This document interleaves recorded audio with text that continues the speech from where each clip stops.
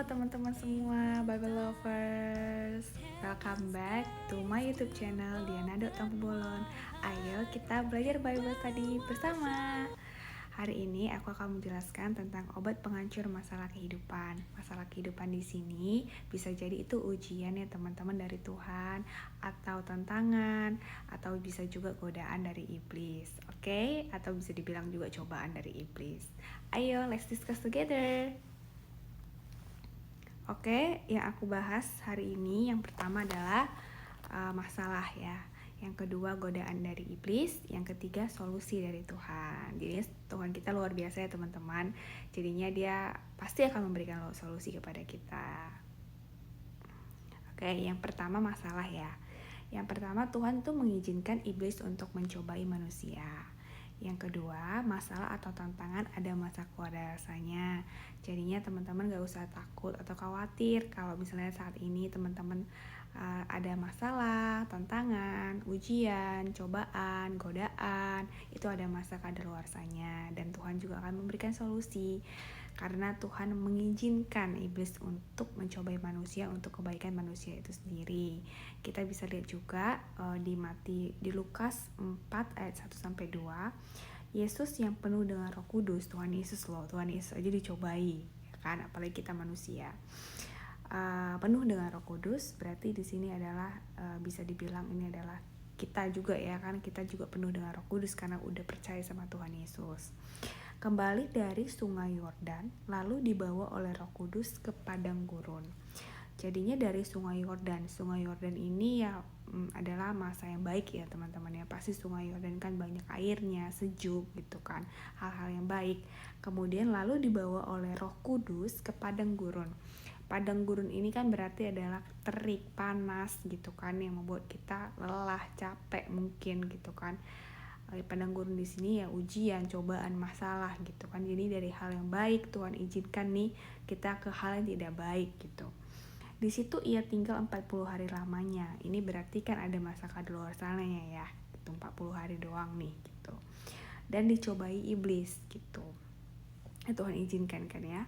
Selama di situ ia tidak makan apa-apa dan sesudah waktu itu ia lapar. Wow, ini udah ada pas padang gurun gitu, dicoba iblis, plus dia nggak makan apa-apa gitu, lapar banget lah pada saat itu Tuhan Yesus kan.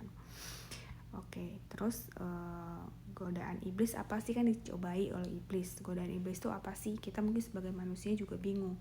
Ini ujian dari Tuhan atau cobaan dari iblis gitu kan? Ini dari mana sih? Ini dari siapa sih sebenarnya? Nah, kita bisa lihat di sini ya di Kolose 3 ayat 5 dan 8 gitu kan. Karena itu matikanlah dalam dirimu segala sesuatu yang duniawi, yaitu percabulan, kenajisan, hawa nafsu, nafsu jahat, dan juga keserakahan yang sama dengan penyembahan berhala. Tetapi sekarang buanglah semua ini, yaitu marah, geram, kejahatan, fitnah, dan kata-kata kotor yang keluar dari mulutmu. Jadi ini semua bersifat duniawi ataupun keinginan daging ya teman-teman ya.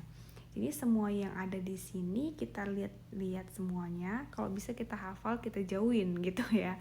Ini tuh ada perbuatan dan ada perasaan loh gitu. Jadinya bukan hanya perbuatan-perbuatan gitu kan ya, seperti percabulan, keserakahan gitu kan, itu juga, tapi juga ada perasaan seperti marah, geram gitu kan, kejahatan gitu kan. Jadinya perasaan-perasaan yang jahat juga jadi itu mulainya dari perasaan sih awalnya, perasaan terus kemudian lanjut ke perbuatan. Ini kalau udah ada perasaan-perasaan negatif itu buruan berdoa deh gitu kan, buruan berdoa, jadinya langsung convert negative feeling to positive feeling dengan cara berdoa gitu, baca Alkitab, menyembah Tuhan gitu. Ini kalau udah ada perasaan-perasaan kita harus peka gitu ya. Ya mungkin terkadang kita cewek lebih peka, tapi cowok juga harus lebih peka juga gitu. Jangan pakai logika aja gitu kan, tapi harus peka lah perasaan, oh ini perasaan udah negatif nih, langsung berdoa gitu kan, rest in God's love lah bisa dibilang gitu kan. Jadi harus berdoa, harus berpuasa gitu kalau perlu gitu kan. Jadinya ya intinya harus peka terhadap perasaan-perasaan, karena dimulai dari perasaanmu dulu gitu kan. Yang kedua, berharap pada hal duniawi, mengandalkan manusia atau diri sendiri, dan hatinya menjauh dari Allah. Kita lihat di Lukas 4 ayat 6. Kata iblis kepadanya, segala kuasa itu serta kemuliaannya akan kuberikan kepadamu, sebab semuanya itu telah diserahkan kepadaku dan aku memberikannya kepada siapa saja yang kukehendaki. Jadinya di sini iblis ini ingin menawarkan kita hal-hal yang bersifat duniawi gitu kan, ya seperti kekayaan gitu kan, terus itu juga status yang tinggi gitu kan, kekuasaan gitu kan, ya hal-hal yang bersifat duniawi lah gitu kan. Intinya adalah menjauhkan kita dari Tuhan, membuat kita itu nggak percaya Tuhan, menjauh dari Tuhan, ataupun udah percaya Tuhan menjauh dari Tuhan, ataupun mengandalkan diri kita sendiri kayak build our empire lah gitu ya kan, kayak di menara Babylon gitu kan. Jadinya kita tuh berusaha untuk seperti Tuhan gitu kan, berusaha untuk sendiri gitu kan. Jadi kayak jangan ya gitu kan, itu udah hal-hal yang bersifat duniawi gitu, berharap kepada hal-hal duniawi. Tuhan juga bilang, diberkatilah orang yang mengandalkan Tuhan, yang menaruh harapan hanya pada Tuhan. Tapi terkutuklah orang yang berharap kepada manusia dan mengandalkan diri sendiri yang hatinya menjauh dari Tuhan. Jadi jangan sampai kita berharap kepada orang lain, jangan sampai kita mengandalkan diri sendiri. Contoh itu sifat-sifat sombong yang ada dalam diri kita, dan jangan sampai hati kita menjauh dari Tuhan. Maksudnya adalah kita harus tetap berhubungan intim dengan Tuhan. Kita harus menjaga api Roh Kudus, harus tetap doa, pujian, penyembahan, harus menyediakan waktu untuk Tuhan. Ya, jangan menyisakan ya teman-teman ya gitu ya. Tapi lebih ke menyediakan gitu. Jadi jangan melakukan semua hal dulu baru kalau ada waktu berdoa, tapi berdoa dulu baru setelah itu mengerjakan segala sesuatu. Oke? Yang ketiga, ini yang pasti aware banget menurut aku. Iblis juga bisa memakai firman Tuhan untuk menjatuhkan manusia dalam dosa. Sebenarnya ini udah terjadi dari awal ya, dari Adam dan Hawa gitu.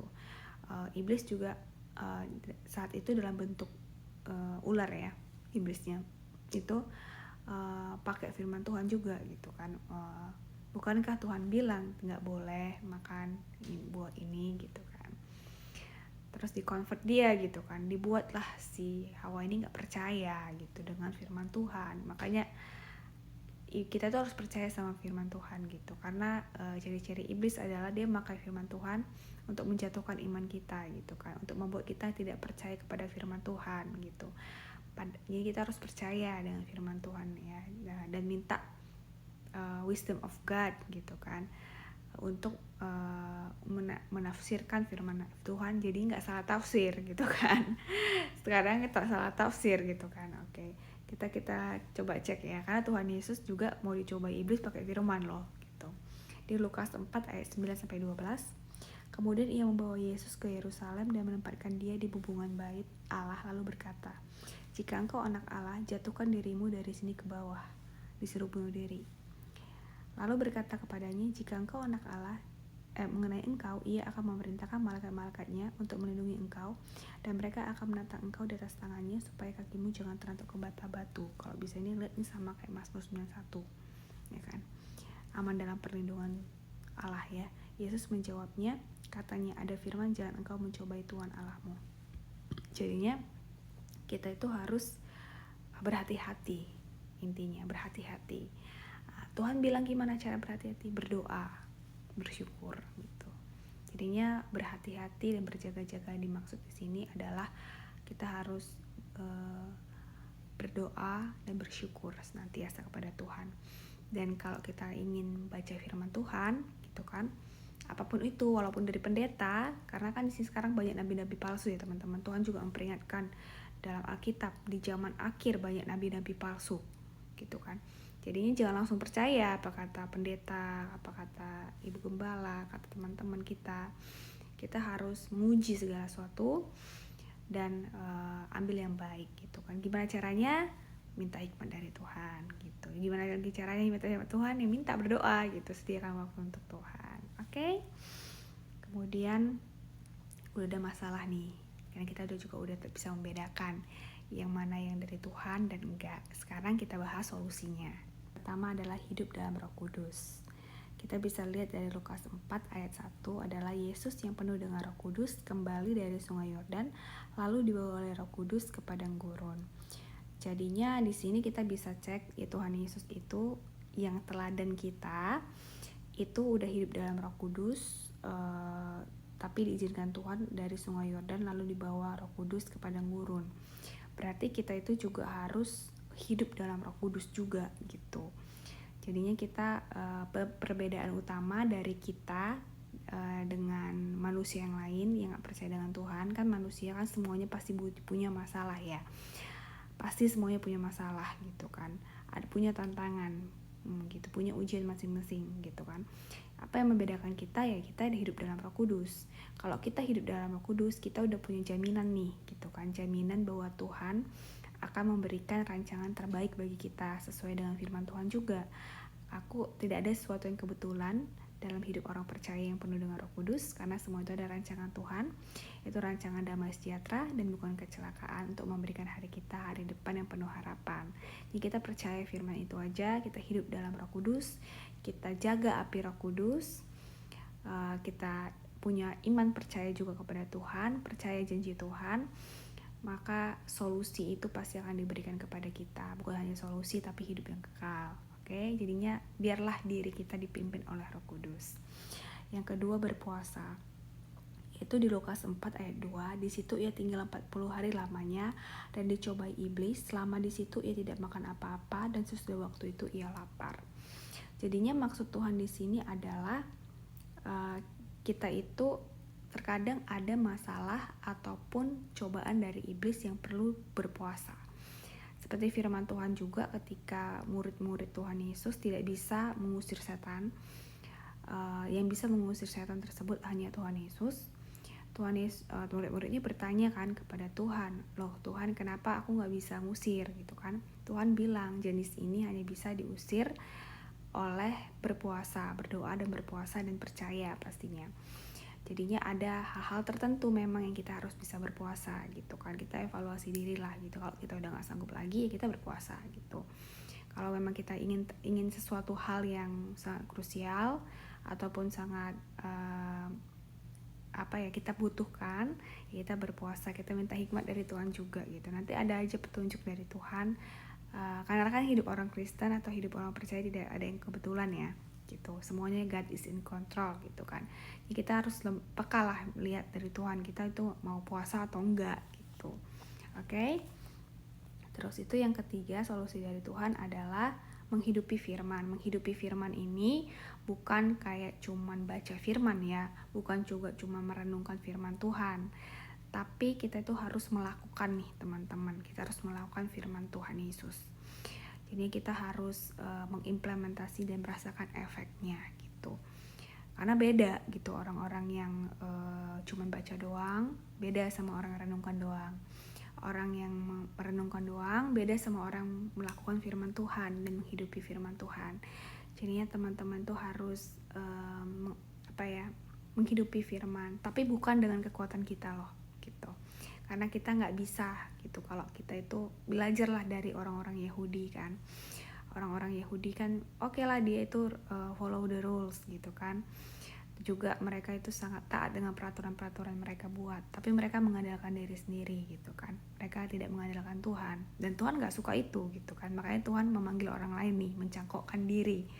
Jadinya kayak orang-orang dari bangsa lain yang bukan dari keturunan Abraham dicangkokkan Tuhan loh gitu. Adoption bisa dibilang gak sih gitu. Tapi gak apa-apa, kita boleh adoption, kita bukan keturunan Yahudi, tapi kita tetap the heirs of God. Ini kita mewarisi kerajaan-kerajaan Tuhan, kita akan memerintah bersama Tuhan ketika Tuhan Yesus datang. Kita bisa lihat di Matius 4 ayat 4. Tetapi Yesus menjawab, ada tertulis manusia hidup bukan dari roti saja, tetapi dari setiap firman yang keluar dari mulut Allah gitu. Jadi intinya kita itu Tuhan itu mengatakan kita itu jangan fokus sama hal-hal yang bersifat duniawi. Jangan hanya tubuh aja nih yang diperhatikan, makan lah gitu kan, mempercantik diri gitu kan. Jadinya kayak ya udah kita jangan mempercantik diri doang nih yang kelihatan. Jangan hanya menggemukkan badan gitu kan, mengurus badan atau kurusin badan gitu kan. Tapi ya kita tuh harus juga mengurus hal-hal yang bersifat jiwa, bersifat roh gitu kan. Yaitu ya firman Tuhan gitu. Jadi kita hidup bukan hanya dari makanan nih, tapi dari firman Tuhan juga. Jadi seperti HP lah, butuh di charge kan ya. Roh kita juga perlu di charge, jiwa kita juga perlu di charge gitu kan. tubuh kita juga perlu di-charge gitu kan.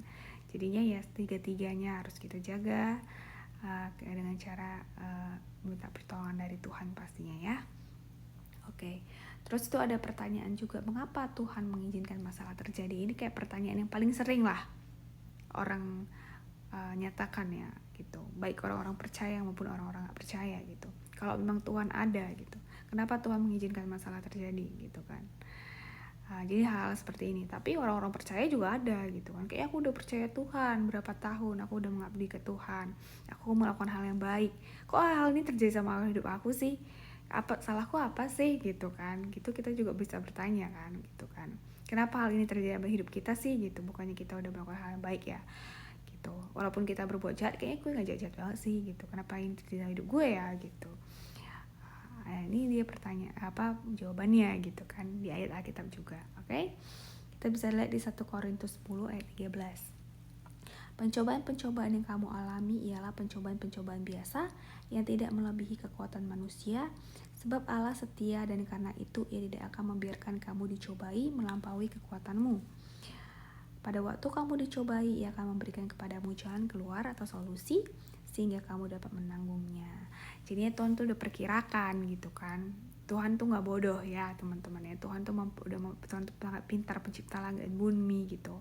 Maha tinggi, maha sabar, maha segalanya gitu. Jadinya Tuhan itu udah memperkirakan manusia ini sanggup nggak gitu.